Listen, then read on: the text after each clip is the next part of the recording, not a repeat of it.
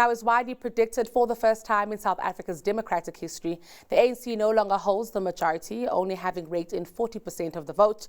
The DA remains official opposition with nearly 22% of the votes, and the wild card, Jacob Zuma's MK party, in third place with almost 15% of the vote. Coalitions are on the cards as a new dawn of a new democracy awaits. And joining us with her assessment of the results and likely possibilities around coalitions is political analyst Asanda Ngoasheng. Asanda, always a pleasure. Good afternoon. Good afternoon, and thank you for having me. Wonderful. Asanda, let's just reflect on where we are today. Really is a new dawn of a different kind. Yes, certainly. We have not had a government that wasn't ANC-led since 1994. And so for the first time, we are going to have a government that isn't ANC-led. But of course, it will be dominated by the ANC having received that 40%. And I think, what's interesting for me is that ideologically, voters have rejected, in the physical sense, the ANC, but ideologically, I think they still have voted them in because the political parties that have won or have seen an increase are ANC breakaway parties. So we talk about the EFF, that's a youth league of the ANC. And we talk about Jacob Zuma, he's the former president of the ANC. Up until 5 months ago was even campaigning for the ANC, and now has the MK, which effectively is like the former Veterans Association. And so ideologically, voters haven't actually moved away that much. And what's interesting for me is that while the EFF has seen large numbers of young people vote for them, they also haven't increased by much in terms of the actual percentage that they got when you compare 2019 to where they are now in 2024. And the same can be said for the DA. Slight increase, I think, but still hitting the 3 million mark. And so there's very little growth in political parties outside of the ANC and outside of ANC-aligned political organizations. And I think that's a very interesting development that, people are talking about there's change, and people have voted for change, which they have. But it is still very much aligned with ANC and ANC ideology and connections. It is rather quite interesting that you point that out because, like you say, the EFF and the MK are breakaway parties of sorts here. But what also is very clear is the fact that any coalition between the ANC and either of these parties would result in major shifts within the existing ANC as it is right now, Asanda. And that's also something worth thinking about as we try to plot our future as a coalition country.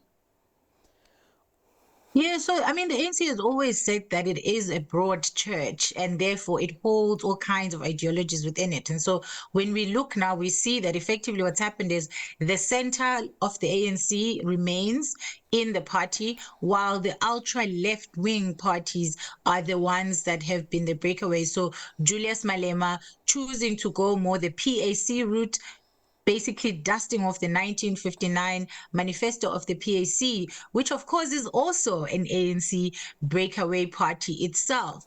And then we see the MK effectively, kind of making sounds around the ANC election, the ANC manifesto, promises, while then taking the sort of extreme right of the ANC. So things like questioning the whether we should be having people being killed effectively after they have murdered other people. So bringing back the death penalty, questioning corporal punishment, which are conversations that have happened within the ANC itself. And so it's almost like we're going to have a malignation of the different sides, extreme sides, as it were, of the ANC and the center. And I think, if we see an ANC plus an MK plus an EFF in the coalition, that is going to be interesting because that's an overwhelming majority that allows the ANC and its partners to potentially change the constitution.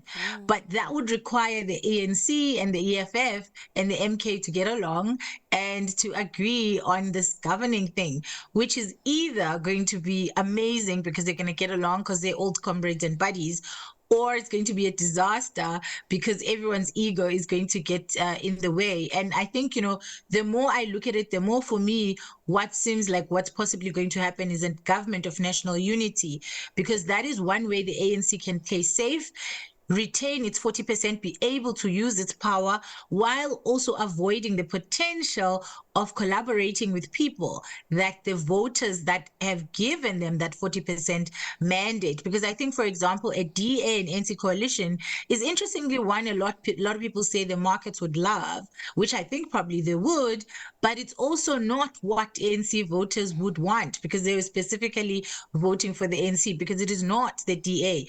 Just on the issue of Palestine and Israel, we know that these people are on two polar opposites. And so it would be detrimental to the ANC in terms of voters if they went with their vote to the DA. And so I really think that the government of national unity is what we're likely to see, because that is the safest. And of course, I think markets might be happier with that one, because it's actually, one that was fair and will result in stability, because South Africa has a proportional representation system which already caters for this, wherein every single party is given, power in proportion to the kinds of votes that they have, and also even giving allowances for people who may have fallen below the number that numerically one should get, but actually have enough of the voters who feel they need to be represented. And I think this is a potentially good solution for South Africa, a government of national unity. But the ANC, of course, is the one that is going to have to make those tough decisions and figure out how to go based purely on who ideologically they can align with, but also based on what makes sense in terms of making sure that they either get their power back in 2019 or completely be destroyed effectively. I also want to ask you about the issue of what's good for markets, because like you point out here, that what markets might be looking out for here, the ANC has lost all of this support, and those numbers did not immediately go towards the DA. And like you're saying, that does tell us that even though people are completely disgruntled with the ANC, they're not looking to the DA for answers. Markets have continued to hint that they would prefer to see a DA, ANC, a coalition here. What it also tells me, Asanda, is the divergent desires of business and people in South Africa. And that also tells me that, there's actually a huge gap between what capital markets and what owners of capital want for South Africa and what the people of South Africa want for that. And is there any kind of computation that could bring the divergence here a little bit narrower? Well, I mean, we can explain, the history of South Africa explains this divergence, because unfortunately for all of us, the economy of South Africa still belongs mainly to white people. And the majority of South Africans are Black and are poor. And what the poor Black South Africans want, and what the owners of capital, who are also mainly white, want, is always going to be in divergence. And I think that, the mandate of democracy is not about the markets. The mandate of democracy is about the people, and ensuring that the people of South Africa receive the government that they want. And so, of course, the markets do and will be considered. And I think, the ANC is a very centrist party. They, I think, are one of, especially under Cyril Ramaphosa, have been the most business friendly. And we saw already with the partnership with WUSA, working towards ending crime, ending energy issues, and other issues, that business and government were beginning to work together. And I think that it'll be in the best interest of both business and, whatever formation of government, that this continues, because in order for South Africa to continue, in order for everyone in this country to prosper, we need a government that works and that is working for the interest of all South Africans, not a minority. And we also then need a business that is able to support government in being able to fulfill this mandate, rather than what we saw during state capture, which is that business was leading at the forefront of partnering with corrupt politicians in basically eating every penny out of the state. And that's something that sadly I think we don't talk enough about. What was the role of business in state capture? When we talk Zondo Commission, we focus a lot on politicians, which is important, but we also need to focus on business, because if business is corrupt, it doesn't matter which new leaders you find from anywhere. business is going to corrupt them. And so we have to fix both systems. Both the political system needs to rid itself of corruption, but the government system also needs to rid itself of corruption. And that is how South Africa is going to be corruption free. Otherwise, we're going to keep changing government and getting the exact same results, because the people with power and the people with money would be funding the opposite of what we claim as South Africans we want. And so I really hope that government and business will continue to be able to work together as they have, regardless of what formation will come out. And that, there'll be a consideration that ultimately South Africa belongs to every single person who lives in it, not just those who are rich enough to be able to afford a piece of property on it, or those who previously were the beneficiaries of the system of colonialism and, of course, apartheid. But also interesting, Asanda, what does emerge from this election is that even though South Africa's democracy is clearly, I think still teething, still reasonably young, still progressing, still trying to, emerge as something that is a little bit more stable. Two themes that continue to persist here is still race-based voting. It means that we haven't done the work when it comes to race in South Africa. And it is emergent even in, some of the fears of ordinary South Africans of the DA entering the fore again. So the work that we need to do in terms of race in South Africa, and then also just South Africa still being a big party arena. It does just look like the small parties are battling for a piece of the pie, and the big parties will continue to form a part of the political future there.